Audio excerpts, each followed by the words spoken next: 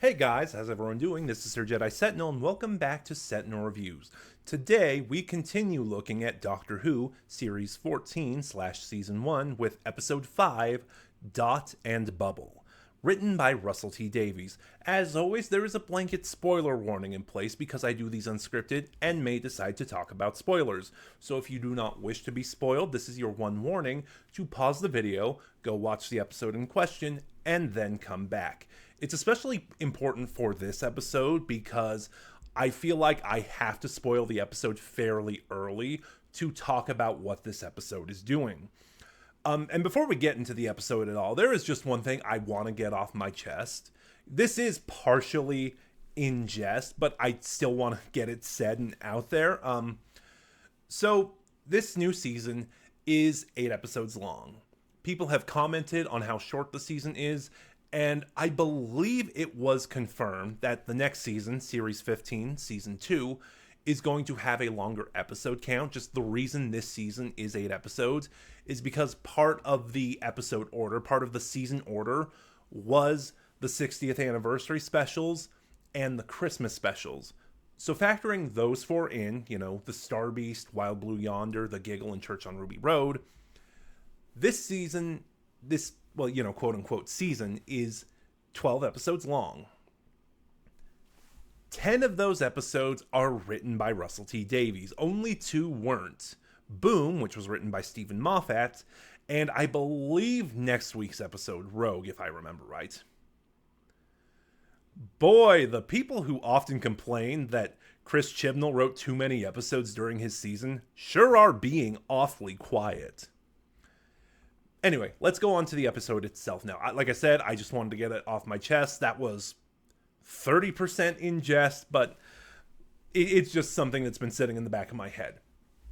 Anyway, so Dot and Bubble is another really strong episode, probably one of the strongest so far. And like I said, I'm going to have to get into spoilers early on, but I feel like I only really have 2 issues with this episode. One is there is a case of 45-minute syndrome happening. It's a really minor thing, but if you're unfamiliar, 45-minute syndrome is a term coined by Doctor Who fans. I believe it was actually first created by Stu Bagfull. I don't remember. That basically says some of the narrative hiccups of episodes of the revival show stem from the fact that they are, or used to be, 45 minutes long. So things had to happen as a convention of the runtime rather than things happening organically or narratively. Like I said, there is one instance of 45-minute syndrome in this episode. I don't think the episode itself is 45 minutes anymore. Is 45 minutes? I forgot to check the runtime. And also, the other big issue I have is that I had this episode spoiled for me. In and of itself, it's not the episode's fault, but generally, the Doctor Who fandom has been pretty chill. They have been scant on spoilers, at least initially, waiting like a day or two to make sure everyone has seen the episode before they start talking pretty openly about it. Like, it's one of the most respectful instances I've ever seen Twitter be. But this episode, the response was immediate. Everyone was talking about what happened in this episode. The Discord groups I'm in are a little better at, handling spoilers. There we go, that's the word. But like Twitter just went right for it. And watching the episode, I can see why, but seeing those spoilers combined with the leak that we kind of saw, I forgot who leaked it and where I saw it, but knowing what this episode was going in does kind of rob some of its effectiveness. It's not bad. I want to be heard on that. This is another solid episode, but just I am worried that because the punch didn't hit me as hard as it hit some of the other people who watched it, it does make me worried that this episode really plays to shock value and that rewatchings are not going to make this episode as effective. But again, this is a very solid episode, and I'm going to be perfectly honest. I love it, if for no other reason than I love blunt sci-fi. Like, science fiction as a genre has always been used as a commentary for the socio-political issues of the day. And, I think sci-fi is at its best when it is absolutely blunt. Like, there are people who decry R.I.P. Doctor Who. Doctor Who is gone woke, and it is very clear they have never seen any Doctor Who before, because there are so many instances, especially in the classic show, of Doctor Who being this blunt. Anytime the Daleks showed up, the Daleks were originally a Nazi allegory, and oftentimes, more often than not, they are used as a more generic fascist allegory, but that allegory is still there. Pretty much the entirety of the John Pertwee era. Usually any episode written by Robert Holmes, in particular the Sunmakers, or my favorite go-to to illustrate this point, the Happiness Patrol, the Sylvester McCoy story, whose entire point is just F you, Margaret Thatcher. So this episode really plays into just being very blunt about its message. So the focus of this episode is a planet, city, colony. It's never explained what exactly the location is, but it is called Find Time. And everyone lives their lives on social media. They have these little devices, these little marble-looking drones called the Dot, and with it, they can access the social media network, the Bubble, which has this holographic projection of screens envelop their entire face. The focus of this episode is not the Doctor or Ruby. It is a character named Lindy Pepperbean, I hope I remembered that right, played by Callie Cook, who is fantastic. And before the reveal of the twist, this episode does a really good job of seeding it. Because once you get what the twist is, and then you go back and watch Cook's performance, there are things that are recontextualized. Like, the Doctor suddenly shows up in her network unannounced, spouting a very generic sounding warning at the time, let's be honest, so she blocks him. And then you get the twist and go back to that scene, and it's like, oh, I see now. Or similarly, when the Doctor and Ruby are trying to help Lindy, and she realizes the Doctor and Ruby are in the same room. She's not shocked that they're in the same room. Again, trying to build up to the twist a little bit. I will be spoiling it soon. Anyway, Lindy eventually notices that many of the people of Find Time are being eaten by large alien slugs. And I'm going to kind of stop there because the slugs aren't really the point of the episode. I'm sure they represent something. I just don't know what it is entirely, if I'm being honest. So, yeah, let's kind of get to the big twist here. So it turns out that Find Time is essentially a Nepo baby colony, so to speak. These are all the kids of the super rich and wealthy, and they are coming here essentially to party and stuff.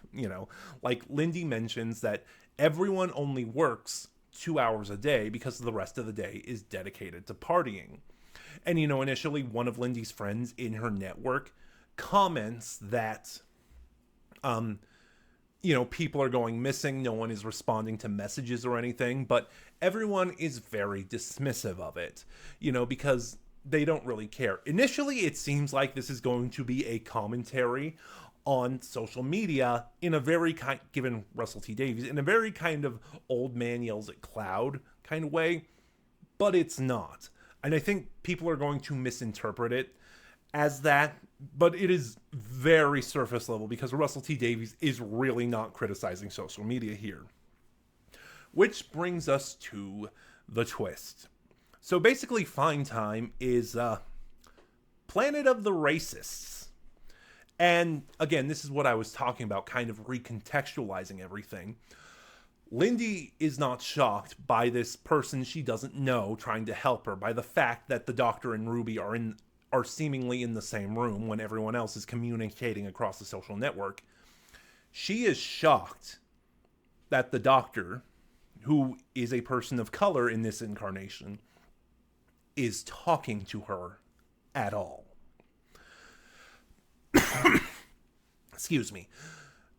And, and then once you get that twist, all of the pieces start to fall into place. Like, you notice that everyone on Fine Time is a young white person, and they all hold similar ideals to Lindy. Like, I'm going to hold off on talking about the ending for just another moment, but like, they say similar things. Like, the doctor is trying to save them from the slugs. He says, I have a ship, it's bigger on the inside, I can take you all anywhere.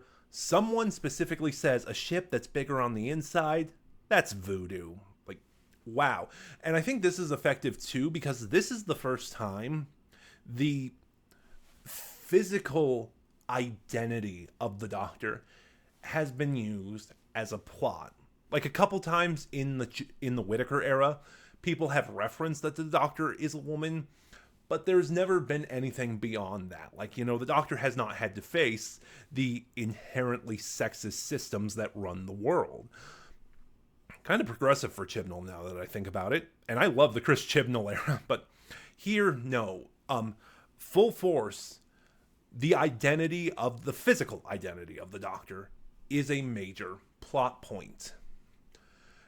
So much so that it leads to this really kind of heartbreaking ending where the people of Fine Time are so warped in their bigotry that they would rather stay on Fine Time and face certain extinction than accept help from the Doctor. It's one of Gatwa's best scenes, and it is also slightly worrisome that, we are doing this again, because one of the things that in hindsight, I didn't like it at the time, that I really like about the Bi-Generation now, is that because the 14th Doctor has already gone through his therapy, that's the entire idea of the Bi-Generation, as Gatwa himself said in The Giggle. We're Time Lords, we're doing therapy out of order.